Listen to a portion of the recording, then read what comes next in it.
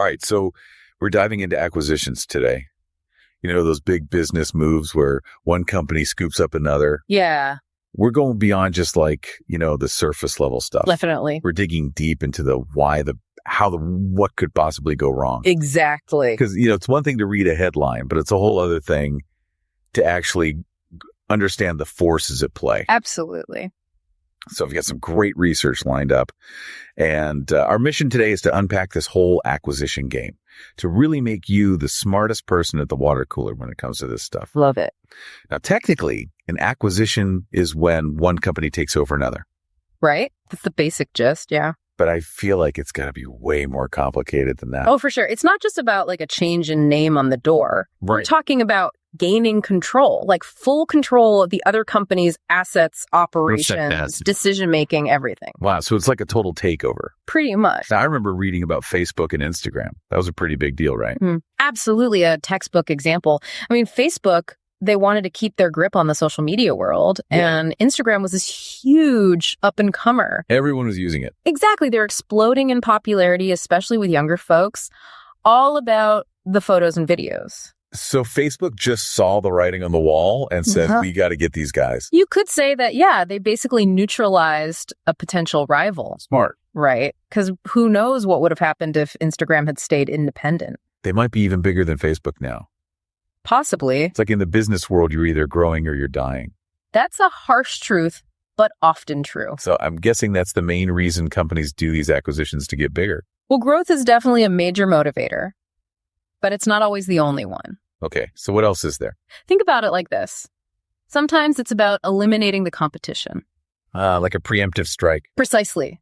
Take out a rival before they become a serious threat. That's kind of ruthless, but I get it. It's a dog-eat-dog world out there sometimes. So it's not always about becoming this massive corporation.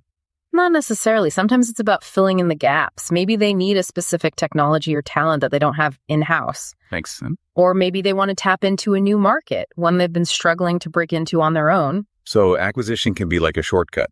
In a way, yeah. But here's where things get interesting. The success of an acquisition often comes down to something you can't quantify. What's that? Cultural compatibility. Culture, really? Yeah, you'd be surprised how many mergers and acquisitions fail because the two companies just can't mesh their cultures. I guess I never thought about that. It's huge. You've got two companies, each with their own way of doing things. Their own values, their own lingo. Exactly. And if those things clash, it's going to be a mess. It can be a recipe for disaster, even if the numbers look great on paper. So it's like, even if a company has this amazing technology or product, right, if their culture doesn't fit with the acquiring company, the whole thing could just fall apart. You hit the nail on the head. It's a people business at the end of the day. Absolutely. Now, another thing I've always wondered about is, how do they figure out how much to pay for another company? Valuation. That's the million-dollar question, literally. I bet. Because you have to determine what a company is actually worth. Which can't be easy. There's no magic formula. There are different methods, like discounted cash flow or precedent transactions. Yeah, I've heard of those, but I don't really get them. It gets pretty technical, but even with these sophisticated methods, there's always room for error. And you hear stories about companies overpaying, right? Happens all the time. Like way overpaying, and then the whole thing just bombs. Yep. Sometimes there's so much hype around a company or technology that their perceived value gets inflated. So how do you avoid that trap? Due diligence is key. Which means? Really digging deep into their financials, their market position, even doing cultural assessments to see how well the companies might actually blend together. Sounds like a lot of work. It is, but it's crucial to make sure you're not buying a lemon. That's a good analogy. Right. So you got the culture piece, you've got the valuation. But even if you nail those things, there's still the whole integration process. Yes, the merging of two companies. Which I imagine can be a nightmare. It can be if it's not handled properly. You're essentially trying to blend two different organisms, each with its own set of processes, systems, even egos. Oof. Yeah, egos can be tricky. You said it. So how do you make integration go smoothly? It takes careful planning, that's for sure. Clear communication and often some tough decisions.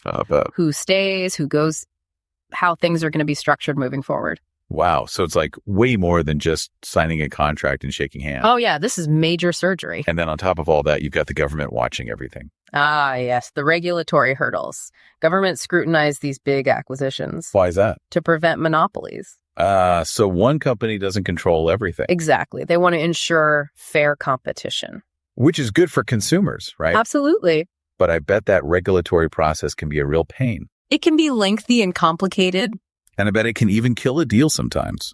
Oh, yeah. It's not uncommon for a deal to fall apart because of regulatory roadblocks. So we've learned that acquisitions are super powerful, but they come with a whole lot of risk. That's a great summary. So what's the big takeaway here? Well, acquisitions can be a path to incredible growth, innovation, market dominance even.